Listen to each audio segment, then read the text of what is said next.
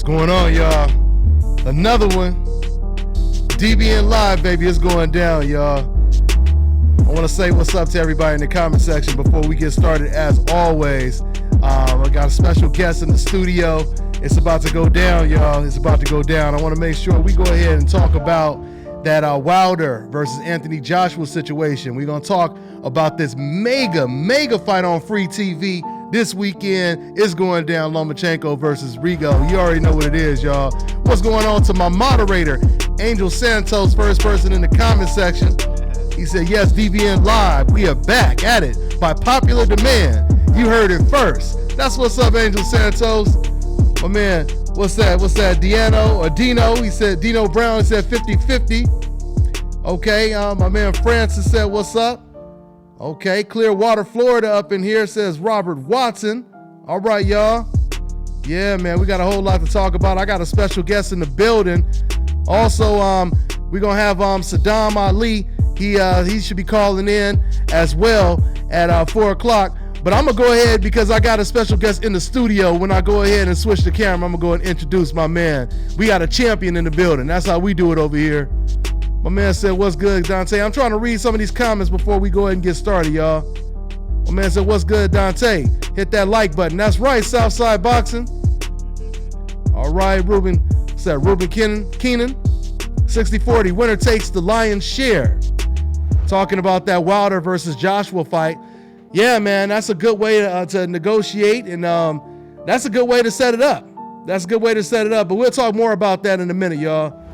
My man Tyrell Simmons, I know I'm going to butcher some of these names, but he said, DBN, what up, though? From Detroit, we here. All right. Good looking out, my man Tyrell. Javier Rosales, what up, Dante? The moment is real. My man Kobe Akabi, he said Wilder is ducking. We'll talk about that. I just seen Riverside somewhere over here. We're going to be talking about Riverside. My man Brown said greetings from Riverside. All right. Shiva said love from UK. That's what it is. DBN International. All right, man. Shout out to UK out there. Some of the realest boxing fans. That's for real, y'all. So let's go ahead and get this cracking, man. Let's go ahead and get this cracking right now. Thanks for everybody tuning in. Once again, shout out to ashkicking.com. Y'all better check out that website. That's a dope-ass website, all right? So let's go ahead and get into it with no further ado, y'all.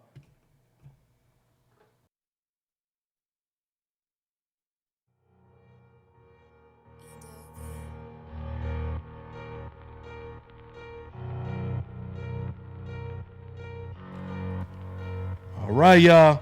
What's going on, man? And welcome to another live edition of the Dante's Boxing Nation live show. Let me go ahead and introduce my special guest. This man right here is the IBO Super Flyweight World Champion. My man Dewayne Beamon is in the building. What's going on, Dewayne? What's up, y'all? What up? I'm back, man. And man, a whole lot of stuff done changed, man, since we went out there to Mexico and you just blew it up. You stopped your opponent in the second round. Everybody, man, I didn't have so many people calling me, talking about this performance, talking about your performance. The fans was loving you out there in Mexico. Great reception. Yes. Just talk about how things have changed ever since you just had that fight, man. Well, first of all, I want to start from the beginning, man. Things changed since I've been on the West Coast, period. You know what I mean? Going to different gyms and training and different gyms and sparring and just showing out my just showing everybody my talent and killing that perspective people have on like North Carolina boxers. You know what I'm saying? You know? Yeah, you definitely killed that. Yeah. So I know it's still a long way to go, and I'm just gonna keep grinding and keep getting there. They can't stop me. Yeah, nobody underestimating your hometown no more, Dewayne. No. That's for sure. No. Now talk about, like I said, you got some big things brewing right now. Oh yeah, man. HBO. Yeah. You're gonna be fighting on HBO now. Yes. Man, that's a hell of a transition, man. HBO, man. I got a HBO debut. But I can't talk about dates or nothing like that stuff. I got to get everything finalized. But they did let me know for sure that it's going down. So HBO debut, man. Man, that's huge, man. That's huge, man. Yeah. From Apollo Creed status to HBO status, huh? That's what's up, man. They saying congratulations in the comment section right now. Thank you.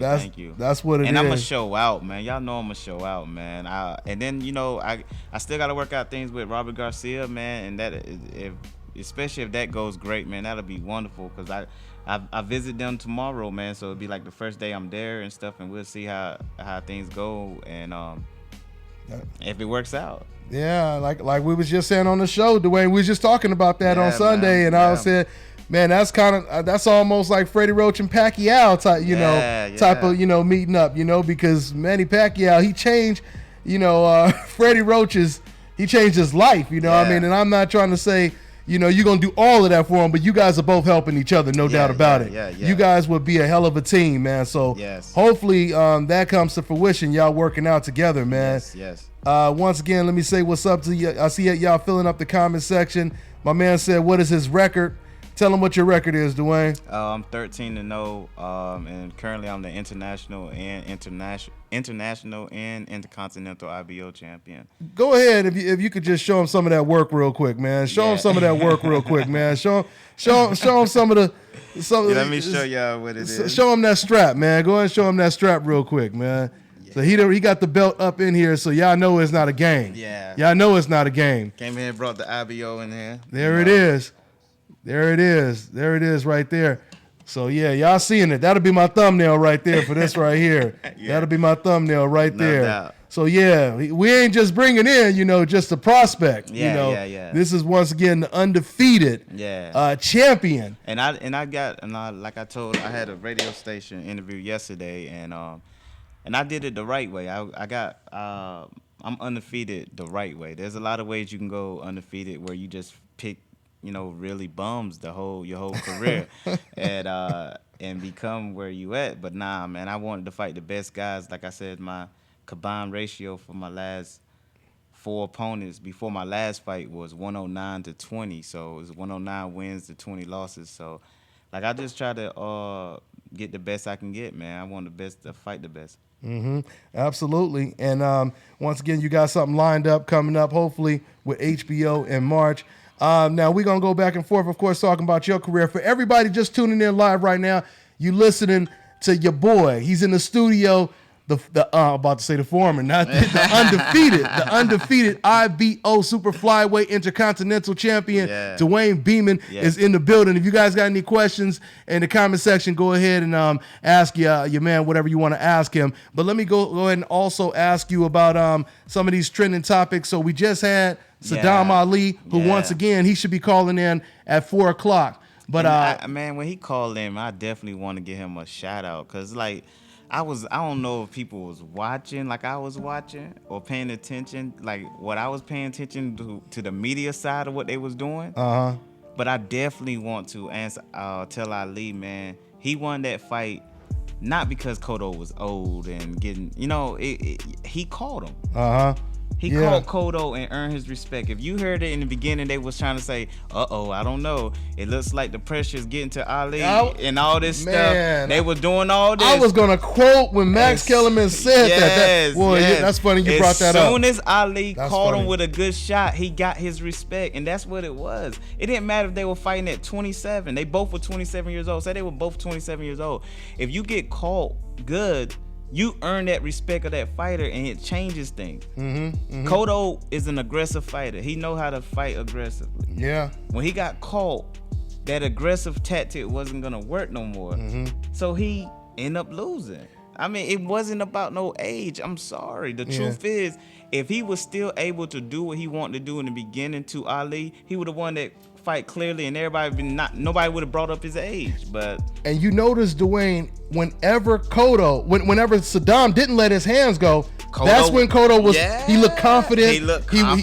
He was building momentum. Soon as Sadam started letting his hands go again, kind of what you just alluded to, Cotto he started backing up. He didn't feel as confident. Exactly. He definitely had a lot of respect for Sadam Ali. So it kills me when I see that, but that's how the game works, man. You never know, man. Absolutely. Because it's good when it's on your side, but when you hear it the other way, you don't like it. But I mean, hey, that's what it is. Shout out to my man Javier Rosales, for donating that super chat section, pushing that DBN super chat tank.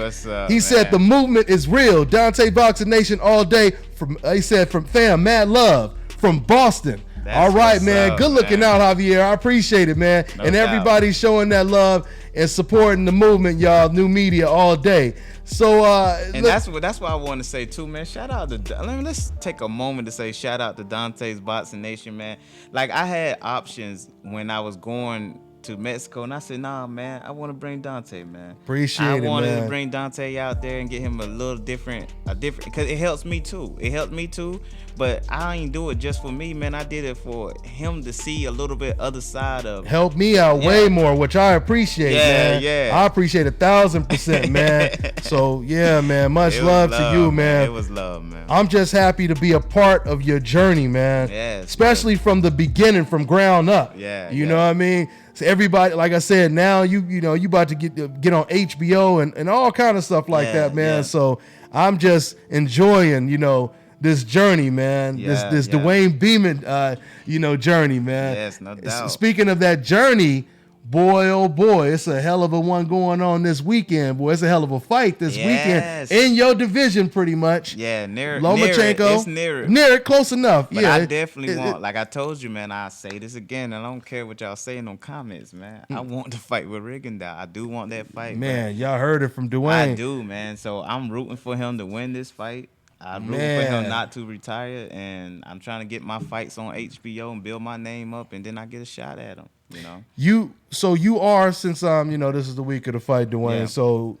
So you picking Rigo then? If you say I picking Rigo. I'm be honest with you, I don't think Lomachenko is good as everybody think, but we're gonna find out. We're gonna find out. We're definitely gonna find out, man. And it's been a lot of talk. Lomachenko. But if Rigo don't let his hands go, he's gonna lose. If Rigo don't let his hands go, if he don't let his hands go, he gonna lose. It's funny you just said that, because I was just about to say what you think about Lomachenko's manager, or I think his trainer. He said that he's gonna have to fight. Yeah. He said he's gonna have to fight to win this. Meaning, so is that somewhat of an indication that Loma's gonna box more? I think he was just saying that because he knew the politics of it. They the A side. Yeah. Ain't no way he gonna win a decision. That's what a lot of people. He ain't winning no decision. He got to win he got to win. He can't win by decision. He know that. So he gonna have to fight. Yeah, man. Or he gonna have to win in such a domination form. Like he just gotta dominate. It has to be one-sided. It gotta be one-sided just to get a split decision win, probably. Yeah. Oh my! I'm gonna go ahead and tell you, one judge is in the bank, so he's sitting there already. His scorecard already say 118, 112. It's already done. His scorecard already done. He's gonna be watching the fight like us. He come in there, sit down, just sit it down right here. He gonna get on his iPhone and be playing, Candy Crush and Candy Crush, Instagramming, everything, man. His scorecard is set. I said the same thing about Canelo and Canelo and Triple G. I said the same thing. They listening to you. They say he's speaking facts. Go ahead, Dewayne. Who I want next? I see somebody said who I want next. Who I want next is Inoue, man. I want to fight Inoue, man. But all I hear is like Inoue. Nobody wants to fight Inoue, but I do. I done said that publicly so many times, and he's fighting the end of this month. Yeah. He's fighting somebody ranked lower than me. But is he stepping up in competition though? I mean, I don't know. I don't know the guy he is fighting. The guy he fighting is better than the last guy he fought. So, okay. Shout out to that. But you a champion though. Yeah, man. But they ain't trying to. But this is why it's so good to see, your progression, because now you getting to the point you almost Errol Spence status where they're gonna be forced to see you eventually. Oh yeah, or it's gonna start making them bad, because that's how it was before, right? Yeah. For Errol Spence, before people was, he ain't ready. He's just a glorified sparring partner. Yeah. Now they forced to respect him. That's how you getting right now, right? Yeah, and that's how it is, and this how you blowing up, because then you start hearing like fake stories about sparring sessions and stuff like that. Talking about I got the best of Dewayne. Nah, man, nobody gets the best of me, man. Neither nobody gets the best of you. Yeah, man. So you got, like I said, man, it's easy work. Everybody been talking. I mean, even before that, when you sparred, because I came up there to the Mayweather gym and Cass was like, man, Dewayne Beamon, he's on another level. This was they was telling me. People was volunteering this information. I wasn't even asking them. They was like, oh yeah, that dude right there. Yeah, man, he just put on a clinic, sparring with so and so. So and nobody can believe you like 118 or 122. Yeah. No, I'm not. Oh, that's right. You small. I'll fight at 115. 115. That's right. But see, they be thinking you like a junior welterweight. Yeah. Everybody thinks that. Everybody be like, because the muscles and everything, and I be coming to the gym. Everybody be like, oh man, he can't fight at 115. But the truth is, I fight at 115, 118. 122, because I walk around at 121. I like walk around at 121. I walk around like super bantamweight. Yeah. So I can make all those divisions. And I've never been a fan. I never been the type to say, I encourage all boxers the same way, man. Don't kill yourself to make weight. Don't kill yourself to try to fight smaller guys, man. Fight where you're comfortable at, because I'm trying to tell you, you'll be a better fighter. You'll be a better fighter if you fight at a weight that's best for you. You know what I mean? And that's what you've been doing. And speaking of fighting at your weight, because some people be like, oh, he's just taking advantage. That shouldn't be his weight. But you just alluded to it. Yeah. If that's your size and you can make the weight, then it's not like you cheating or nothing like that, right? If you're making the weight comfortably, right? Because if I stay on, that's why a lot of times I got cut back running in my training camp, because if I'm constantly running and constantly doing what if I keep running in my workouts, I drop down to like 114. Really? Yeah, I know, it's crazy. Oh wow, so you got a super fast metabolism. Yeah, my metabolism crazy. So what I do is I don't start running during camp until closer to the fight. Okay. So in the beginning I don't run that much because I know my weight would drop down so dramatic. And then the sparring partners I have are always 135, 130 and stuff like that. So do I really want to be sparring guys 17, 18 pounds heavier than me? So I try to maintain 120, 121, and then they just have at least 14 pounds heavier than me. Man, that's something. But most of the dudes you going in there, you like, at least your last opponent, you said that was your first time where you were looking bigger than him, right? Yeah, usually, because I know that one dude, like that real tall dude who was somewhat of a prospect that you knocked out. Yeah, what was his name? William Gonzalez. William Gonzalez. Yeah, William Gonzalez. Dude was towering over you, and you slept him. Yeah, I slept him. So Rudolph Hedge, he was taller than me. All these fighters are usually taller than me. So to fight somebody that was like, I was considered bigger than that guy. Yeah. It didn't feel right at first, you know what I'm saying? It's cool though. Hey, if you got, once again, for everybody just tuning in, you guys listening to the super flyweight bantam IBO champion Dewayne Beamon. All right, and once again, Sadam Ali. He's supposed to be calling in about 10-15 minutes. But let's go ahead, because everybody keeps asking. Everybody keep talking about this Wilder situation too, and we're also going to talk about King Kong Ortiz. He's making his return. He's fighting this weekend against Daniel Martz or something like that, if I pronounce his name right. So he's back. The WBC, they cleared him from him failing that drug test in that Wilder fight that he was supposed to take. So who knows, Dewayne? Maybe that means if Joshua is not going to fight Wilder next, maybe Wilder will still fight Ortiz, because Wilder said he'll still fight him. Dewayne, he said he'll still fight him if he can pass the test. Yeah, if he passes the test, then I think the fight should happen. You know, and honestly, that'll benefit Wilder more, because I always heard about. You look at what happened to Lamont Peterson after his name is Dewayne Beamon. Y'all keep asking his name, but yeah, go ahead. After the test, after that test, he failed and stuff. In his next fight, Lucas Matisse knocked him out. Not only him, but it was other fighters that when getting off Shane Mosley, when they get off that test, they don't seem like the same thing, like same guy. So if I was Wilder, I think this would be the perfect time to fight Ortiz. Perfect time to fight him, huh? And you know, it looked like Wilder kind of shook people up too, the way he knocked out Bermain Stavern too. So, but hopefully that fight does come. So let's go ahead and talk about this, Dewayne. Yeah. So once again, Deontay Wilder, and everybody, a lot of people talking about in the comment section. I see some of y'all saying, Dante, why does he deserve 50-50? So Deontay Wilder just recently said, he volunteered this information. He said that I have to get 50-50, a 50-50 split if the Joshua fight is going to happen. He said he's going to knock him out in the first round. And then he said, now we can negotiate 60-40 or a different split in a rematch. But he said in the first fight, it has to be 50-50. Your thoughts on him saying that, Dewayne? Well, I gotta be honest with you. I think he deserved 50-50 because he is the WBC champion. But politics-wise, he know he can't make 50-50. Politics-wise, great way to put real, it. Man, he can't make 50-50. Yeah. I mean, he gonna have to take less. And my thing. And every great champion done did that. Mm-hmm. Every great champion understand that this guy sells more than me. So guess what? I have to look at Floyd. Look at not Floyd. It's other fighters that did it. A lot of fighters that did it. You got to Floyd comes to mind for real. Like these guys I'm calling out that I want to fight. I understand that I can't probably get a 50-50 split. Yeah. Now if I get the fans out there, if I get them to support me and back me, you know what I mean, then yeah, I can demand more. But the truth is, he knows he need a fight with Joshua. Joshua is big over there, man. Like, but this can also be somewhat of a, you know, you go low, I go high, you know, make an offer type deal. Yeah. You know, where if Deontay Wilder is already expecting that he gonna get lowballed, you know, go in high and meet somewhere in the middle. Maybe that's the case. Go in high. I mean, we don't really know because, like I said, I keep hearing, I hear some people saying, "Oh, this is a duck," et cetera, et cetera. I mean, you can't go so far as to call it a duck because Deontay Wilder been aggressively calling him out. Yeah. But I totally agree with you. Does he deserve 50-50? Yeah, because they both champions.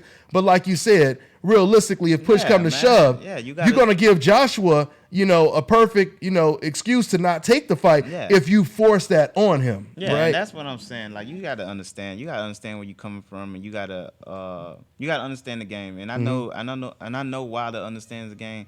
He just got to go ahead and take it. Yeah. Take that. I think they maybe want to do 60-40. You know what I'm saying? Take it. Yeah.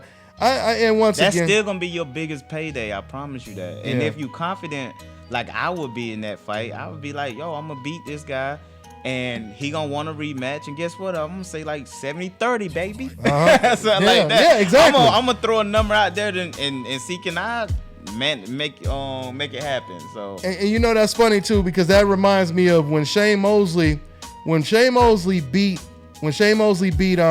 Oscar De La Hoya.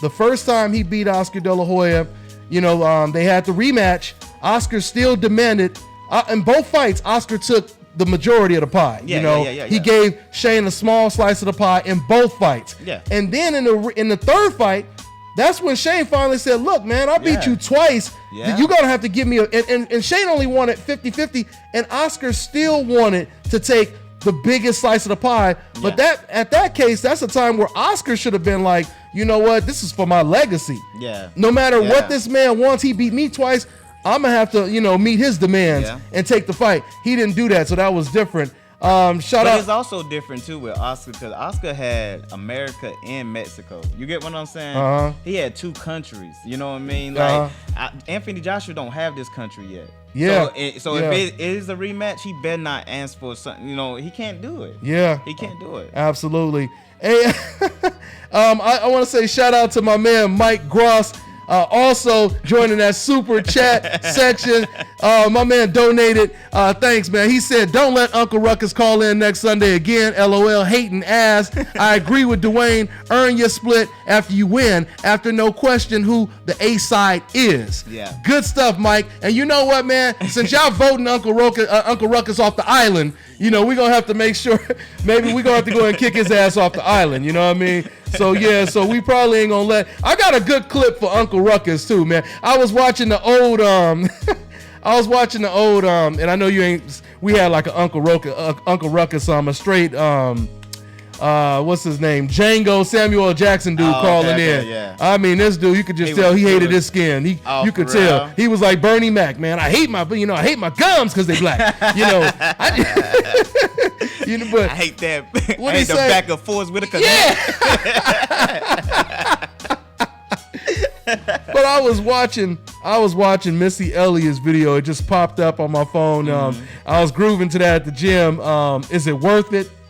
And she got that one clip where it's like an old white, you know, type of attorney or a politician. The wigs. They call them the wigs. Yeah, the wigs. You know, so you had one of the wigs, and he talking to this black man, and they said, you know, the yes sir, whatever. And then the black dude slapped the white wig, and then he slapped the white off of him. The guy is black. You know what I mean? And then he looking at his skin like, what the hell? You know, I'm black. So it's just funny. We talking about this Uncle Ruckus dude. I see a comment, Boxing League. How many times I want to fight this year? I want to fight every other month. That's how it was. I'm serious. Like I hate black pepper. Go ahead. If I especially, but if I take somebody out early, I will want to fight like within that next year. It's a lot of shows out there, and if you look at my career, I was fighting every 2 months or every month. Like I want to stay that way. So to answer your question, I want to fight at least 6 times this year. Yeah, but yeah, I mean, is it gonna be, because I noticed when fighters get Dewayne Beamon, what does your diet look like during training? Oh man, my diet is don't copy the Dewayne Beamon method. I'm gonna go ahead and tell you, I got a high metabolism, so I kind of eat what I want. Listen, he be eating 5 pancakes. Yeah, I was eating with him, so I know what he be eating. Hamburgers that look like this. Man, I be eating a lot, man. So I can't say my diet is the best, you know what I mean? But I just got a high metabolism. But I tell you what. What about your cardio and But see, that's what I'm saying. I work harder. I work so hard that it burns it off anyway. You know, I don't do the sugar-free syrup like Dante. Every time we went to eat somewhere, Dante's like, let me get this sugar-free syrup. Yeah. Sugar-free. See, a lot of people don't know that sugar is worse than all that other, the butter, the fat, and all that. That sugar, it be storing fat in your body. But that's for Dante's Muscle Nation. You know, we'll bring Dewayne on that channel. We talk about that too. But yeah, man. But once again, so going back to back to the Wilder versus Joshua situation. I think it's, once again, you know, some of the people in the comment section, it's too premature for people to already say, oh, he ducking, he this. Like I said, we don't know if this is just them just trying to work out a deal. It's too, because it's not as if Anthony Joshua said, I want Wilder next, that's the fight I want, and Deontay just came out and said, look, I want this money, or it ain't gonna happen at all. And y'all gotta remember, they don't have no disclosure act or nothing, man. It's a bunch of just he say, she say stuff, so y'all can feed into it or not feed into it. But I know Eddie Hearn want the fight to happen. Yeah. I know he do. Eddie definitely wants. Me personally, Dewayne, I think Eddie wants it more than Anthony Joshua wants it, because it was Eddie who first jumped out and said he'll knock him out in the 3rd round within 3 rounds, and then Anthony followed that up like a couple days later and said, look, I'm not going to be forced into taking this fight. And I don't know if the fight is going to happen in 2019, 2020. Something else with you fans. So if you feel that quick, if you that quick to say that Deontay Wilder is ducking Anthony Joshua, how come you guys didn't say this when Anthony Joshua was saying, I don't know if I'm ready, I'm not going to be forced into taking the fight? You guys can't have it both ways. Yeah, that's you know what I mean? Man. You can't have it both ways, you know? So let's just be realistic here. We know for a fact that, I mean, that's kind of like if Dewayne and me and you, we want to go to this restaurant, you know what I mean? And we've been talking about it, saying, you know, all week or whatever, and we go out there and they talking about the chicken wings, you know, it's $30 for 5. And we like, oh man, we could get some wings from Wingstop, way cheaper than that. That don't mean we didn't want no wings. Exactly. You know what I'm saying? You're right. So Wilder wants to fight because he's been aggressively calling out Anthony Joshua. But like I said, like he may have to bend. He may have to bend. And especially when I'm gonna take back to something that Timothy Bradley said. Timothy Bradley said he didn't call out fighters because it messes up your money. And that's true. It's a true statement. I heard a lot of fighters say that. Even when I was trying to get fights and get guys to fight me, I started noticing the more I try to call them out, the more it becomes unrealistic. Like the money and all that stuff. I was like, oh shoot, all right, maybe I just put these guys in position where they can't do nothing but fight me. Okay, and you know what? Let's go. I think we got my man online right now. Perfect timing. Sadam, you there? Hold on for a second. No, this is AK. He calling in a little bit. But okay. What's going on, my man? AK, A-Rap King. Y'all make sure y'all subscribe to his channel as well, man. So, AK, man, anything on your mind from everything we talking about, AK? Yeah, I just want to say, first of all, what's up to Dewayne, man? I see you put in work, man. Thank you, sir. You're a great fighter, man, and just keep doing your thing. I got you. And and as far as this the fight between Wilder and Joshua, I mean, Wilder been calling him out for the longest, so you know, like I agree with everything I've been saying so far. I mean, we don't know if that's what Wilder wants. You know, I mean, if Joshua says no to 50-50, I'm pretty sure Wilder will take a 60-40 split. Yeah, but like yeah. I said, you know, he's probably he's trying to see if he could actually get it. If he can get it. Yeah, If he can get it. So that's what I'm saying. It's too premature to say, oh, just because you asking for even money, you must not want this fight. What kind of now if he was asking for 60-40, if he was asking for 80-20, then I think I would even say, okay, Wilder don't want this fight. Yeah. But you asking for an even split, regardless if you feel you deserve it or not, you know, and once again, I mean, when it comes to Joshua Anthony out here in the States, Deontay Wilder, he's doing pretty damn good when it comes to the numbers and everything. But once again, this is all premature. This is all. Who's that? Sadam Ali. Okay, there we go. All right, let me go ahead and welcome my man. This man right here just had a huge win this past weekend out there in New York. Yeah. Beating Miguel Cotto. My man Sadam Ali is in the building on the phone. What's going on, Sadam? Congratulations, man. What's going on? Thank you. I'm blessed. I'm happy. It was a great fight. I was a huge underdog, and I can't be mad at anybody for that, you know, because Miguel Cotto is the legend. Yep. But I worked hard for it. I've been boxing since I was 8 years old. I really put in the time, and I changed some things in my training camp. I was really focused. I didn't let anything throw me off. And this was my chance. This was my opportunity. You know, I did to be great, and I accepted the challenge, and I'm thankful. Everything went great. And let me introduce you, Sadam Ali. I got my man in the studio with me right now. He's a super bantamweight champion. Super flyweight. We putting extra weight on you after them pancakes. My man Dewayne Beamon is in the building, man. He said he wanted to holler at you too, man. What's up, man? Okay, cool. What's up, man? What's going on, bro? Chilling, man. I just want to say, man, I was watching the fight. And I admit, you know, I was rooting for Cotto. You know, I was rooting for Cotto. But the truth is, you won the fight. I can't stand. I hated. One thing I hated about the fight. Listen to the media is how quickly they was turning things around. You won that fight. Didn't matter about Cotto's age, man. You won that fight because you landed something big to gain his respect, and then you executed your plan. So I want to give you a shout out for that. You did your thing. And continue, man. I'm a fan. And appreciate that. And Sadam, let me ask you this, man, because Miguel Cotto, it seemed like, and I talked about this yesterday, from the beginning, it looked like you was outboxing him a little bit. Did you notice you were outboxing him? And did you notice when you stopped punching, it looked like it gave Miguel Cotto confidence, but as soon as you started letting your hands go again, all of a sudden it looked like, you know, he was respecting you a lot. He was backing up more, and then you kept hurting him a couple times. Is that how you kind of seen it, Sadam? Yeah, for sure. There was times where I hurt him.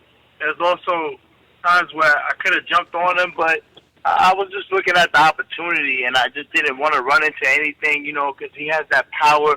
I just wanted to play it safe, and I didn't want to really jump into anything. So I pretty much took my time, you know, even though I had him hurt. Like, I would stalk him a little bit, but I wouldn't get too overexcited about it. Yeah. Okay, cool. Because I ain't gonna lie, though, so I was yelling at you. When you hurt him a couple times, I was yelling. I was like, yo, get on him. Because, like, I'm a fight fan. I don't care who I'm rooting for. I don't like seeing, because the whole time I was there, I was watching it with somebody, and they kept saying, yo, if it go to the decision, Ali gonna get screwed. And I was like, man, he better not get screwed. He winning this fight. So the whole time, even though I was rooting for Cotto, the whole time I was on your side. I was like, man, take him out. Take Cotto out. Don't get screwed at the end. And a bunch of times you had him hurt. And I was like, what are you doing? So I was making jokes around about the 10th round. I was like, man, I said, Ali done made a deal. His plan is to win, and they told him not to knock Cotto out because his last fight. That's funny. You're the only person who said that. Yeah. What'd you say, Sadam? I was debating. I said he's not the only person who said that. Yeah. I was just being smart. I was being smart in there, man. I was playing more of the safe side. Yeah. I've been working for this my whole life. Yeah. And I've had an opportunity for a world title before, and I let it slip away because I didn't work hard enough. Mm-hmm. You know, and this time I made sure that which it was a much tougher fight for me. Yeah. But because I was so prepared for it, and I didn't take it for granted, I was ready for it, and I was able to get the win. How do you compare? Yeah. Go ahead, AK. You about to say something? Yeah. First of all, congratulations on you win, Sadam. And I just got a quick question. You know, they say in boxing, don't hook with the hooker. You know, but jab with a jabber. You know, Miguel Cotto, he known for his left hook, and you hooked with him a lot of times, and you hurt him a lot of times with hooks. Mm-hmm. So, you know, I just want you to comment on that. Like, how did you do that, and was it your footwork mainly that took his left hand away during the fight? Because, you know, he hurt his hand, you know, he said after the 7th round, but he had 7 rounds to land it, and, you know, he wasn't able to, and you hurt him a couple times during that 7th round with the hook. That's exactly what I was saying. The left hook. I think it was a little bit after the 2nd round.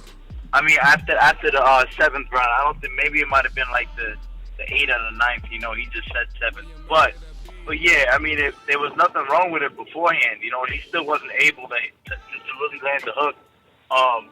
But I was looking out for the hook and the right hand. You know, I was looking out for both.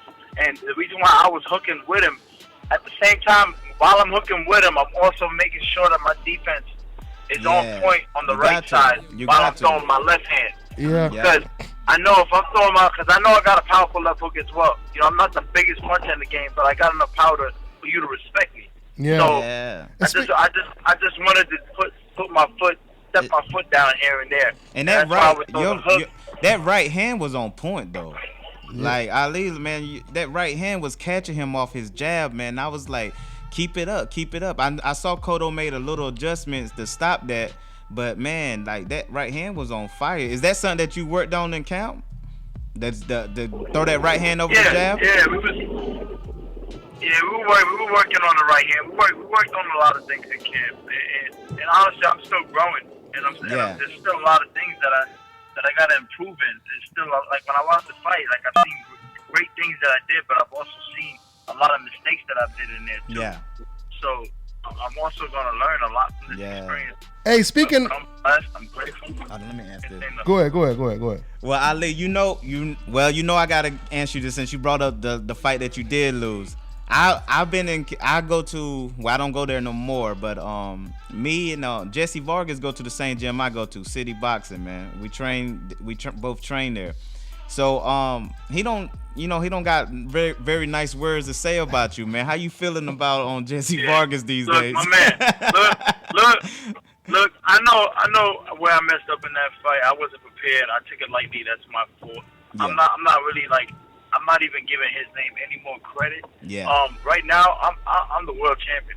Yeah. I'm the world champion. I know where he's at right now, and I really don't care. Yeah. But where I'm at right now, I'm not thinking about Jesse Vargas. I'm thinking about bigger things. I'm thinking about, world titles. Like a Canelo or Manny Pacquiao. Yeah.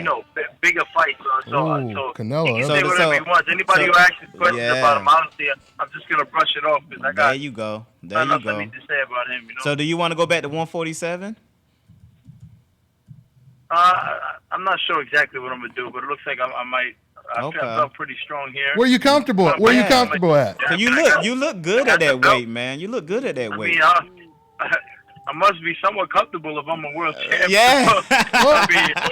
Hey, how uncomfortable can I get? Yeah. Well, I mean, I'm just trying to figure out because the fans, they want to know, where you gonna most likely go because you got so many fights out there. I didn't say that in a bad way. I don't want you to think I said that in a bad way. Yeah. Nah, it's fine. Say how you feel. Go ahead, put it out there. I want, let's say me, I won a world title at this weight. Yeah. Like, how can I say I'm not comfortable here? Exactly. How can I say that and want to go down? Yeah. I felt strong. I got somebody on YouTube talking about the pimples I got on my back. And it's saying that I'm taking steroids. Man, I'm not even mad. I take that as a compliment because Yeah. Because if you're thinking there's a possibility that I'm doing that, then that must mean that I'm a natural dude that has that power without it. Yeah. So I'm blessed. So yes, I do feel strong at that weight. Of course there's dudes that got crazy power at that weight, but I'm a smart fighter. No, I definitely. They asked me. I was in the interview yesterday, and they asked me about that, and I said, I hope Ali stays at 54, man. Like, I think 54 is good for you, man. And it's all right to go ahead. You got Charlo up there. You got some big fights. You got man. Laura. I mean, it's a lot of Kell Brook. I mean, what you think about a lot of people right now, and they listening to you right now, and Ali, and they bringing up the names. Austin Trout done made a video about fighting you. There's a lot of great fighters at that weight. A lot of great fighters. And there's a lot of fighters that are gonna call me out. There's a lot of fighters that counted me out and didn't think I had any chance. So I mean, they can call me out all they want. I don't blame them. I mean, I have the world title. They're gonna want that. So of course they're gonna call me out. Yeah. But like I said earlier, I'm looking for the big right now. No doubt, man. So you want Canelo would be huge. Of course, Canelo would be huge. I mean, have your people already reached out to Canelo or what? No. I mean, nothing was reached out. You with Golden Boy already, right? So it wouldn't be that hard to make that fight. Where my mind is right now. Yeah, man. Okay. I'm not thinking about. Just do your thing, man. And at the end of the day, I leave it to Golden Boy as well. I'm a fighter. I fear no man. I only fear God. That's the only thing I fear. Yeah. So I go in there, I pray, and I do what I do. So there you go. Whatever happens. That's the way I'm looking at it. And man, you got a good team behind you, and we all see that, man. Shout out to your team. Yeah, I know you want to give a shout out to your team, but I know we can tell, man, your team in the corner, that they gave you good advice. Like, you know what I mean? We saw it, man. They were giving you good advice. Like, times you needed to step it up, they told you. Yeah. I've been with my team for so long, man, and it's true love that we have, man. They just want to see. They know how great I could be, and they're just so genuine about it. You know, they just want me to do it, and in that ring, all the words that they would say to like a son is what they said. You know, they just So it was definitely good advice in that corner. Stay focused. I knew what my mission was. And I'm grateful for everything. I'm grateful for all the fans. I'm grateful for HBO, for Madison Square Garden. Yeah. Golden Boy, of course. And I'm thankful for Team Kodo for giving me this opportunity. I mean, a lot of people slept on me. Yeah. But if you think about it, Kodo could have took an even easier fight than choosing me. Yeah. Mm-hmm. You know what I mean? We're going to open up the phone lines in a minute, guys. Go ahead, Ali. Yeah, it could have been somebody else, and I'm grateful for this opportunity. Okay, Ali, hang tight real quick. I'm gonna open the phone lines. See if anyone has a question for you. Let's go ahead and open the phone lines. We got 317. What's going on? What's your name? Where you calling from, man? Hey, what's up, man? It's Mike Gross calling from Indiana. Mike Gross, what's going on, man? Part of that super chat DBN Army right here, man. What's going on, Mike Gross? What's on your mind, man? I got a question for Sadam. Go ahead. What's up, brother? Hey, what do you think about the Jesse Vargas rematch? Is that even on your radar? Yeah, I mean, I was going to talk about that. I know. Definitely not on my radar. I don't even want to be speaking about it, to be honest, man, because look where I'm at, look where he is. I'm not even thinking about that. I'm on the bigger and better, man. I'm blessed. I'm thankful for everything that's going on. I'm not. All right. So, what about what if Eddie Hearn called you and tell you he wants you to fight Kell Brook? Would you entertain that? I've seen that. I like Kell Brook as a fighter. He's a great fighter. I mean, I leave it to Golden Boy. I mean, whatever they want from me is what's gonna happen. That would be a huge fight. That would be a huge fight right there, man. Ali versus Kell Brook. How many fights do you got left with Golden Boy? I don't plan on leaving Golden Boy at all. So. Okay. Until the end of my career. Good questions, Mike. Good questions. Good questions. Yeah, man. And for Dewayne Beamon, man. Hey, what's up, man?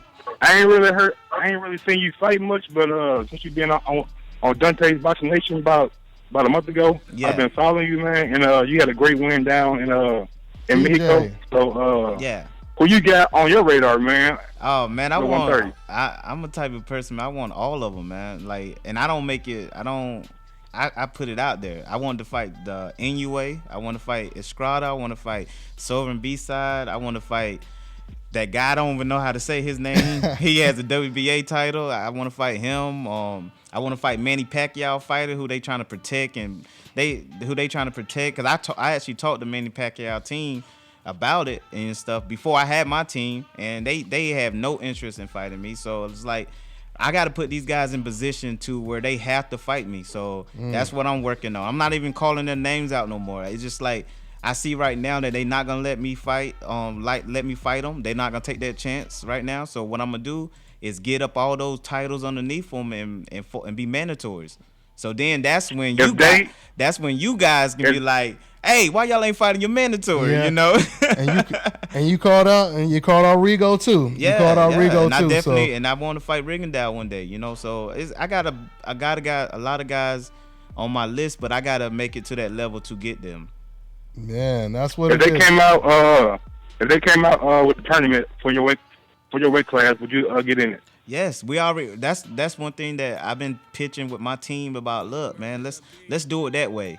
Let's do it like a super flyweight tournament and have the best because that's how it should be. Yeah, but that the way it is though, we're so spread out around the world that it's easy to find a guy that's 23-0 and fight him instead of fighting somebody right here. You know what I mean? It's easy for them to fight guys and make them. You know, that's the beauty of. But that guy who's 23-0 is probably fighting the Mr. Yeah, he fight. That's what I'm saying. They fighting bums. You get what I mean? But it's easy to find them. Yeah, okay. It's easy to find them guys. So that's the route a lot of these champions are going. They're not trying to fight the toughest guys. They going for the guys that got a record that looks good. You know what I mean?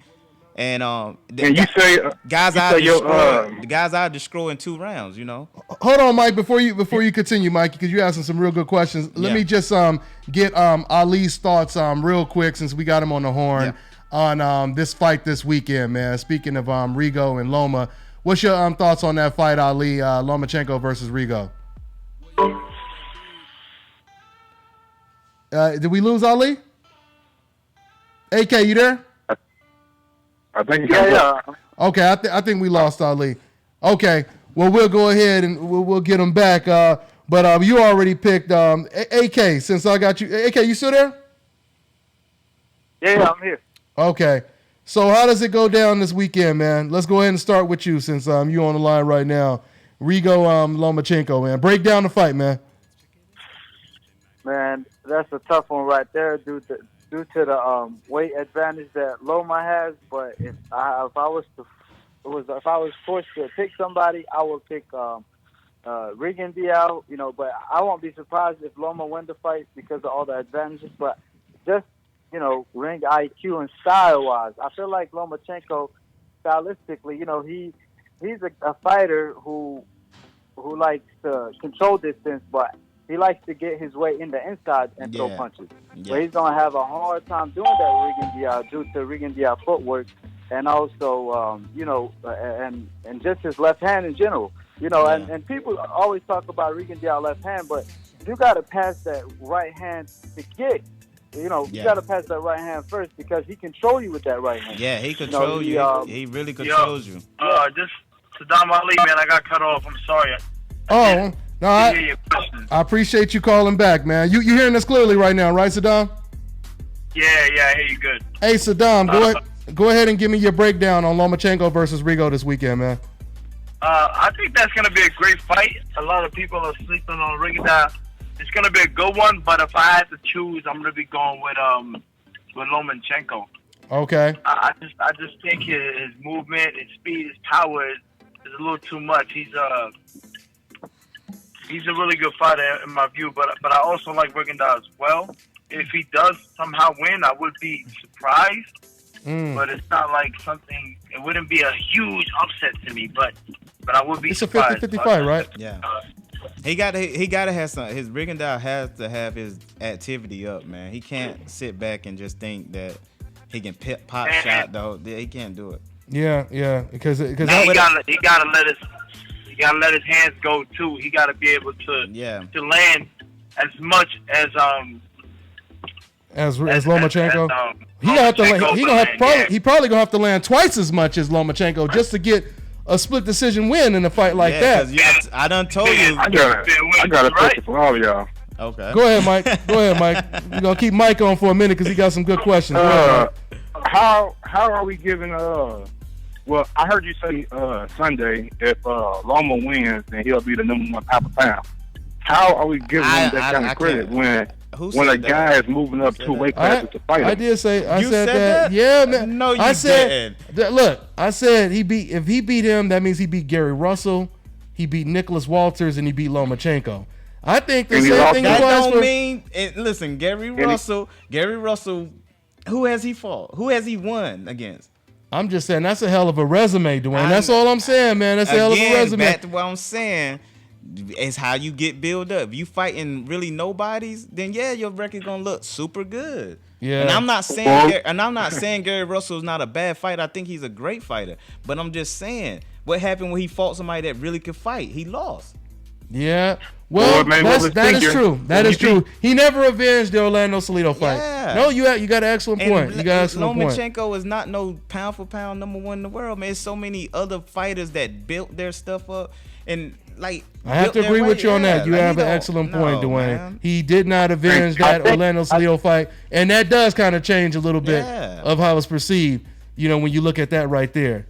But then he lost to Salido and didn't even run it back. I mean, if you lose to somebody, you got to run it back. In my opinion, if you think you're the better fighter, Floyd Mayweather did it.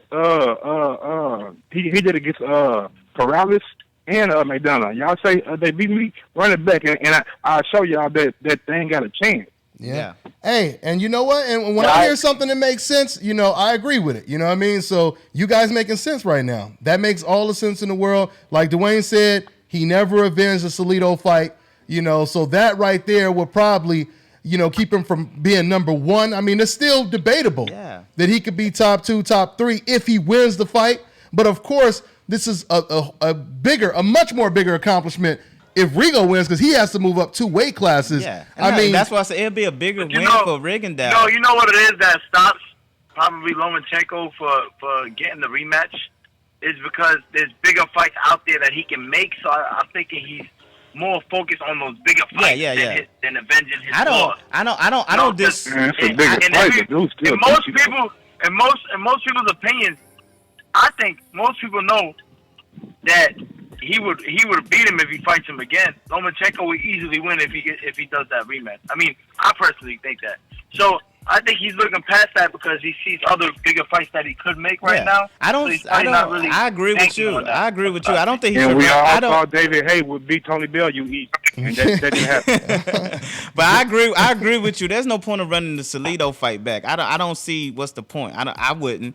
You know, because Salido done been in a couple wars after that. And Salido, like, you know what I mean? He's kind of, we'll see how Salido look. He fight this weekend, too. So we'll see how he look, too. Well, now it's too late. But it's too late now. But when we were talking in terms of being pound for pound, I think he should have avenged that fight, you know, to solidify pound for pound status. Sadam, Sadam, so who do you see, you know, let's say, you know, the winner of this fight, then you got Terrence Crawford. Sadam, who would you say should be pound for pound #1, the best fighter in the world right now? It's tough. I can't. I don't know if I can really pick one. It's hard. You know, I really like Terrence Crawford. Undisputed. I really like Andre Ward. Even though he's retired now. I like Lomachenko also, but I think he could completely take that spot if he needs like another at least 15 more fights.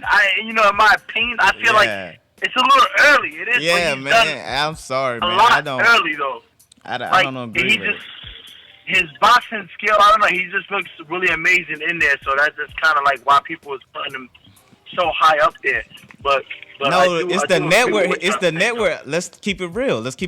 It's the network he fight on. HBO controls the pound for pound list. Well, at least they control. Yeah. But I'm saying they got a caddy list over there. They doing all kinds of stuff over there. When HBO put it out there, it's gold to a lot of people. To a lot of people, it's like that. That's why I'm excited to fight for him.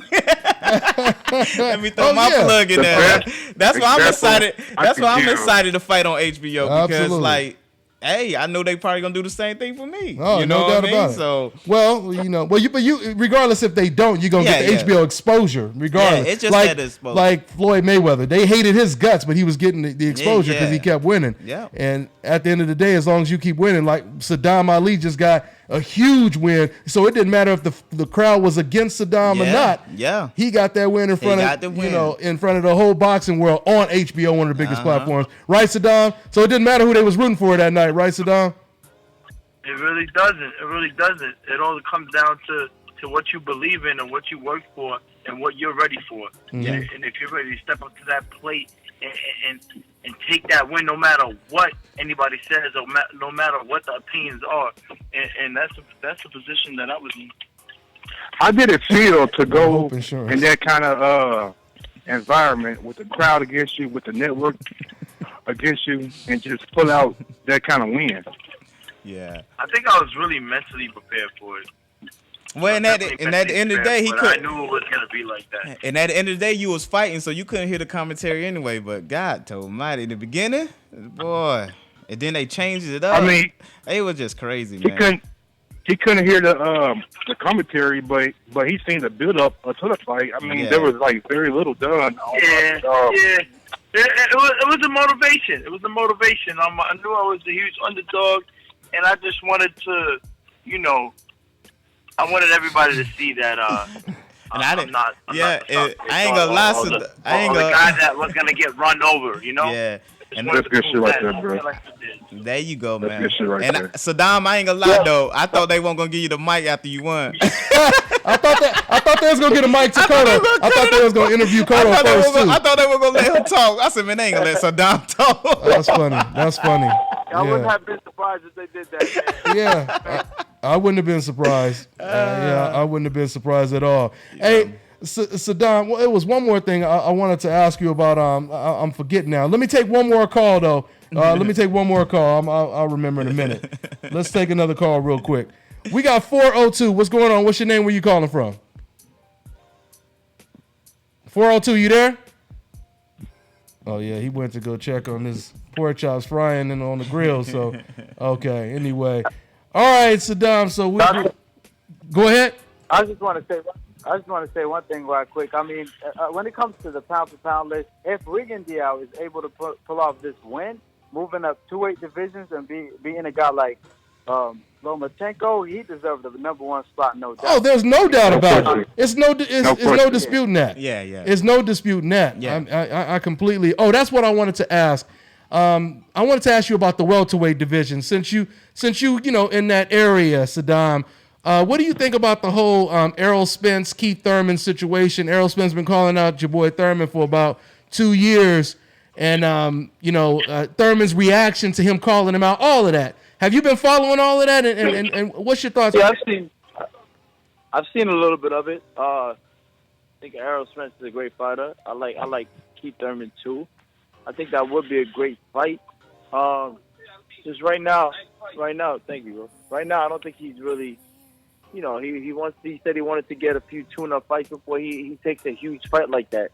There's people out there that want to be the pound for pound. That's probably on his mind too. So when he takes a fight like Errol Spence, I guess he wants to really be prepared and ready for it.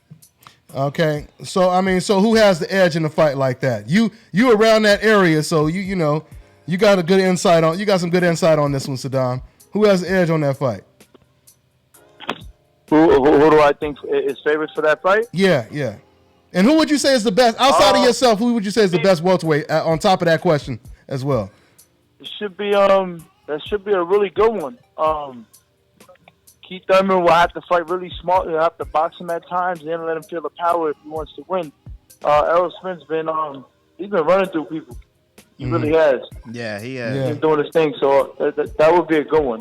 I favor Keith Thurman though. The reason You favor Keith Thurman? Whoa! The reason, listen, check this. Hold on. He's just trying to get us some more views. No. The reason I favor, I'm still on. the reason I favor Keith Thurman is because I seen Keith Thurman make adjustments in fights and still win the fights, and I haven't seen that with Errol Spence. I ain't say he didn't have to. I know I haven't seen it. So if he didn't have to, that means you can see the level of competition he fought. So it's kind of like I kind of go with Keith Thurman because I've seen more of his game.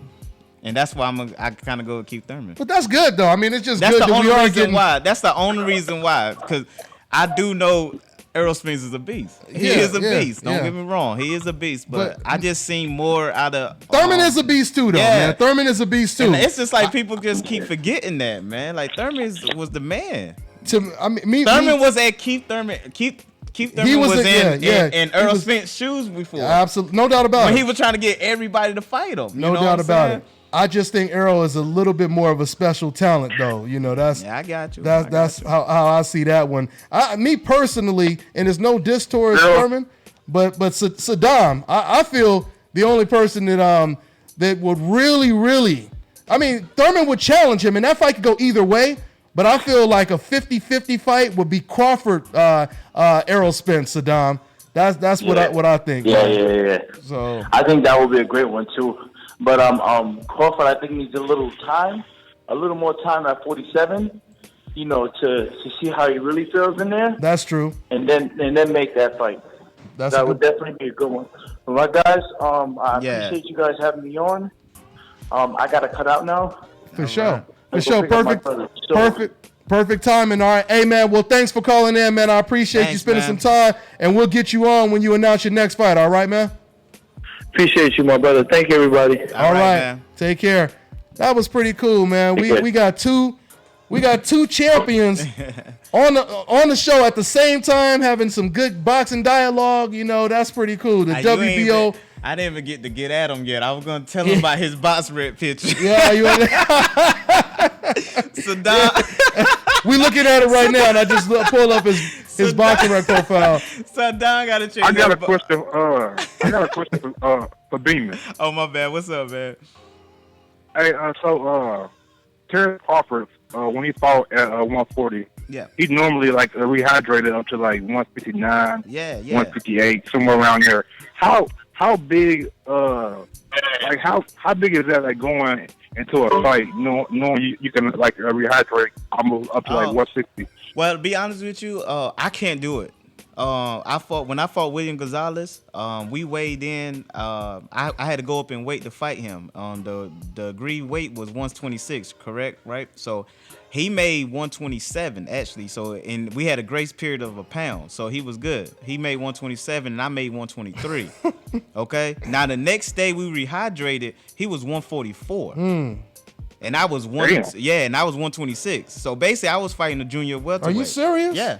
I was 126. He was 144. He actually weighed in at 144. And I didn't know how you do that.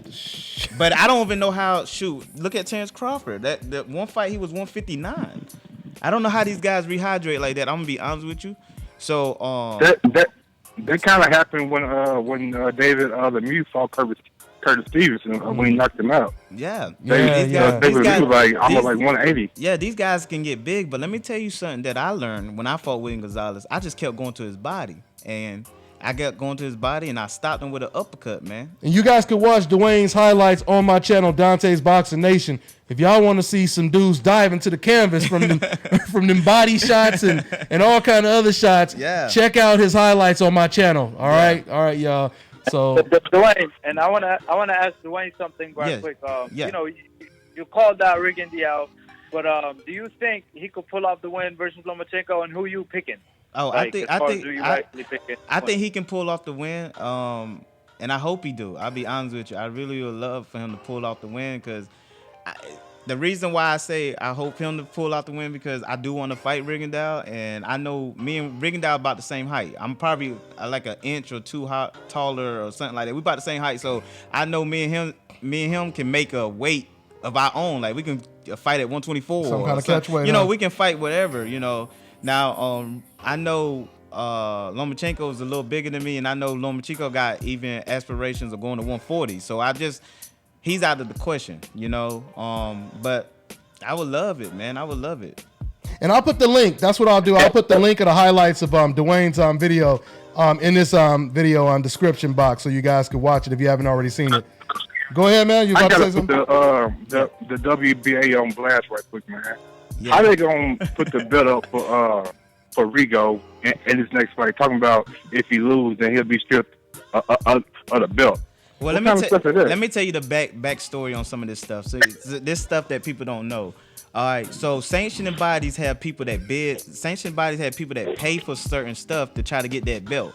Okay, so that means there's somebody in line trying to get that belt, and they willing to fight Rigondeaux. You hear what I mean? So, but Rigondeaux taking this fight up there in that weight, it plays with the WBA money. That's the only reason why they'll script the belt, because they need that bat vacant for that person that's trying to pay for that sanctioning fee. You get what I mean? But Kell Brook, when he moved up to middleweight, they made sure that he kept his belt. He kept his belt. It was safe. That's why he even took the fight. Yeah. That was more of an incentive for him to even take the Golovkin fight. He knew he would still be champion at But it does feel like they're trying to get Rigo out. But again, he fight at a high weight class. At the lower weight classes, from 122, 126 down. Man, everybody out for them belts. You hear what I'm saying? Belts means more to the lower weight classes than the higher weight classes. Like, I had to go fight for a UBF title just to get ranked. You get what I mean? I had to go find a title that didn't really have no substance to a lot of people, but it gave me a ranking. You get what I'm saying? So the lower belts, the lower weight classes, them belts mean a lot, and there's people putting money behind them things. I know, because I used to be one of them. You got to put money into those things just to get those shots. Yeah, but if y'all gonna strip him, do it now. Don't wait until he loses. Y'all just pouring salt in the wound. Like, if y'all really need that belt, go ahead and like do it now. Well, it's a courtesy thing too. They gotta be courtesy. But you don't believe that they kind of want to push him out the sport a little bit, or at least not have him in a situation to where. You know why? Because he still bring attention.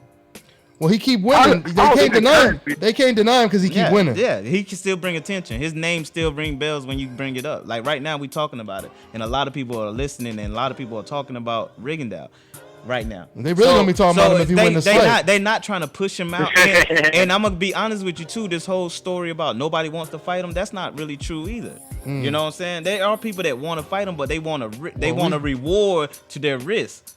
You get what I'm saying? No, I don't know, but you one of the only people that want to fight him, though. I know. You one of the only people I know that want to fight him. I do. I don't care about the reward. You get what I'm saying? That's me. I'm probably the only one in the world that want to do that. But I'm telling you, there's other fighters that would fight him, but they want a reward to it. And no, man, you got. I'm telling you that if you pay them the right money, they will. Not with Rigo, Dewayne. It's that way with some people. But some people, they will. That's the same. You have Leo Santa Cruz. Same thing with Triple G and stuff like that. The same thing when they were saying that about Triple G, nobody want to fight him. People do. They just everybody wanted to fight Triple G though. I mean, everybody. You had a lot of people. I'm talking about the people were saying they didn't want to fight him. You know what I'm saying? But us that's what they. Yeah. You know, it's the same thing. But we had people interviews. A lot of people was. Literally, now, it's not a lot. Now, don't get me wrong. I'm not saying everybody trying to pound down. You know what I'm saying? Because the people been bringing up Gary Russell, they've been bringing up all these different names, and stuff like that. But I haven't heard none of them say they want to fight him. But see, this is another thing too. A lot of people. I mean, it can't always be a coincidence though. Not including you, Dewayne. Yeah. But the most talented fighter in the division is the most avoided. That can't always be a coincidence though. You know what I mean? Yeah, if it's somebody that they feel that they can beat. You know, like Leo Santa Cruz, for example. You got Frampton. He said, "Man, maybe we'll fight 5-6 times. Maybe we'll just keep fighting." You know, he sees someone like that because he sees him as beatable. Yeah. You know, when you see Rigo, and not comparing you to this dude, but when you see him knocking out, cats with one punch, not breaking their jaw with one punch, knocking them out real quick and all that kind of stuff.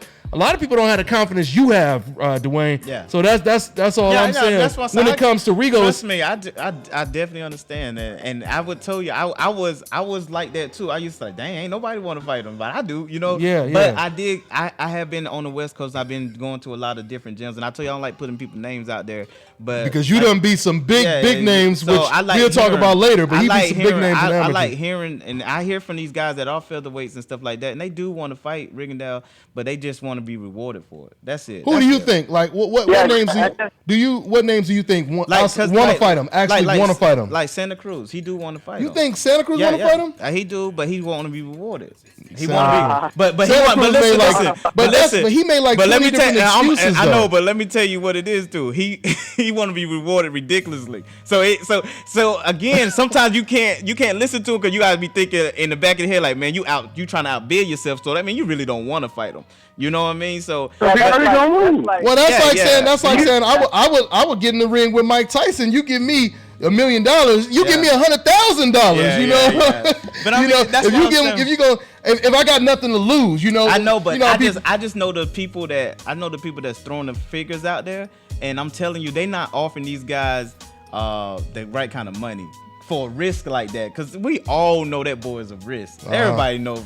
Rigondeaux's a risk. Yeah, and I'm just saying. That's what I'm saying, though. I'm saying the money they offering is not even what they making now. So that's what I'm saying. That's the issue. But once again, if Leo is getting in there with dudes that he ain't getting paid nothing, he fighting against Uber drivers. Literally, one of the dudes he fought. I'm talking about a couple years back. His last fight, I think they saw his purse. He was like, he got 120 grand to fight a nobody. But that's my point. But then there's been fights where he didn't really get paid anything. You know what I mean? Yeah. So, but then all of a sudden, when you want to fight Rigo, you know, they want millions of dollars. Matter of fact, I had the interview. He said, I'll fight him for $3 million. To this day, Leo has never even made close to $3 million in a fight. But he want $3 million to fight Rigo. And that's telling you, look, if I lose, I'm secure no matter what.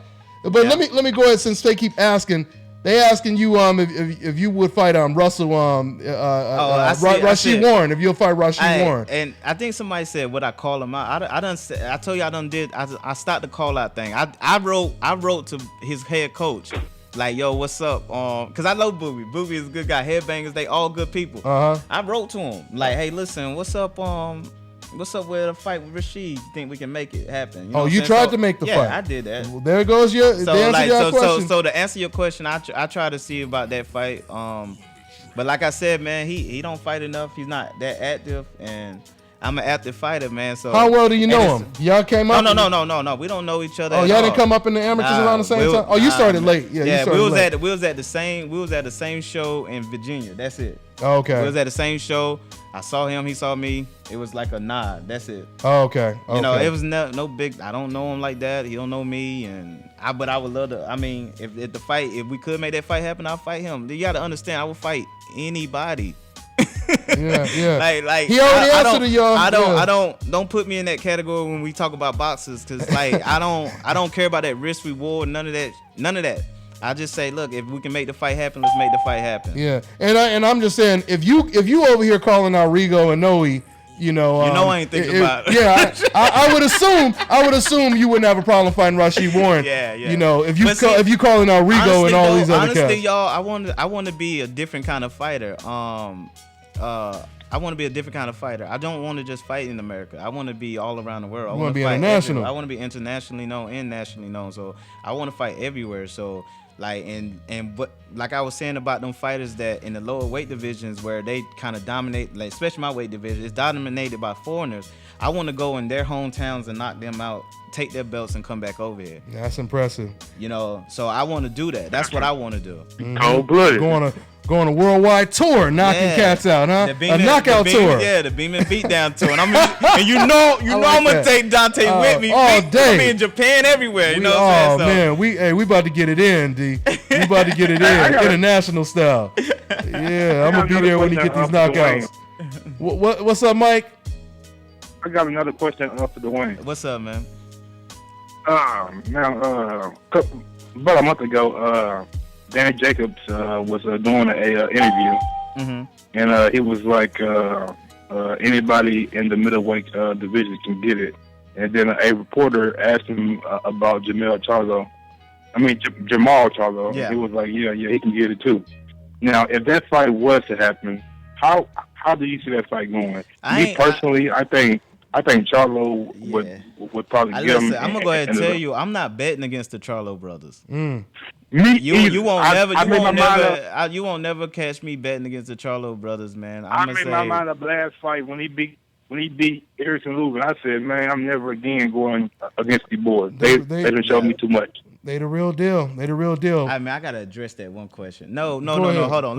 Tell them what the question is. Yeah, my man said what I do have a manager. And no, I don't fight for peanuts. But I was just saying, a lot of that stuff can be negotiated. Just to answer your question, a lot of stuff about fights can be negotiated. A lot of times, fights get held up because they don't want to take the fight. If I want to take a fight, I'm gonna take the fight. You know what I mean? And everything else is gonna get negotiated. Right? Terms can be met, people. I've been in this junk and I seen it. Even on the outside, watching other fighters that's higher ranked than me, I seen it. Terms can be met. It's just if the fighter really want to fight, or that team really want to fight. And I'm gonna go ahead and tell you, it's mainly the team that be pushing the fighter, and a lot of times the fighter don't want to fight. So to answer your question, nah, I don't want to fight for peanuts. I don't know, and I won't fight Rashid Warren or none of them guys for peanuts. Don't get it twisted. But I won't come up with terms so great that I know they won't work. You get what I mean? Cause I'm a real fighter. That's what real fighters do. If you really want to make the fight happen, you can make the fight happen. All that other stuff, kill it.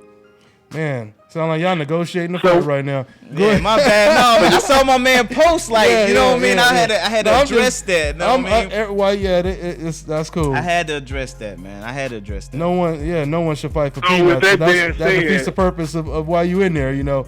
But that's what somebody just said in the comment section. No one should fight for peanuts. Yeah. Hey, but Mike, not to cut you off, man, but I got to go ahead and wrap it up, man. We definitely got to get you. Hey, Mike, you got to call in on Sunday, man. Yeah. You got to call in on Sunday. I've been trying to, man. Okay. I've been trying, but I've been doing homework and stuff, man. But I definitely got you Sunday, man. I'm gonna definitely call in. It was a pleasure talking to y'all. Good. Mr. Beamon, man, it's a pleasure talking to you. A-Rap. Thank you. Pleasure talking to you too, man. Y'all have a great and you guys follow me, man. Thanks, Mike. Take care, Mike. Go ahead. Y'all guys follow me, Bane_Beamon, man. BANE_Beamon. And I don't shy away from no questions. I don't shy away from no fight. I don't shy away from nothing. So just you can keep it real with me. Like, I don't mind, because I always keep it real with you guys. Hey, and follow you, man, right now. Thank you. All right, make sure y'all follow my man Dewayne Beamon if y'all haven't already. Shout out to my man, what's that, Rio Amen? The Amen or something like that. I appreciate that, man, joining that super chat DBN Army. Yes. He asked you a question too? No, it's not too late for somebody in their 20s, because that's what I did. My parents would not let me box, so that's the reason why that's why I only had 50 amateur fights. I was 48-2 as an amateur. My parents did not let me box, so I had to start boxing late, you know. So to say that, so anybody that says that question, you just answer me a question, is it too late to start in your late 20s or your 20s? No, it's not, man. But you gotta make up for the time you didn't fight.